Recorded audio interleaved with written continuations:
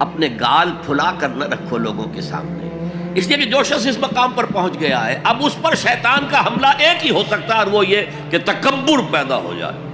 دوسرے انسانوں کو وہ حقارت سے دیکھے یہ کن گندگیوں میں پڑے ہوئے ہیں، یہ نالی کے کیڑے، نفرت پیدا ہو جائے، تکبر پیدا ہو، زمین میں اترا کر نہ چلیو، اکڑ کر نہ چلیو، یقیناً اللہ کو بالکل پسند نہیں ہے۔ گھوڑے کی چال میں ایک تمکنت ہوتی ہے، وہ تمکنت آپ اپنی چال میں اختیار کریں گے تو وہ آپ کے غرور ذہنی کا انڈیکس ہوگا، اندر کا غرور ظاہر ہوگا کہ اس چال سے، گھوڑے کی تمکنت والی چال، فخر کرنے والا، علم پر فخر ہو رہا ہے،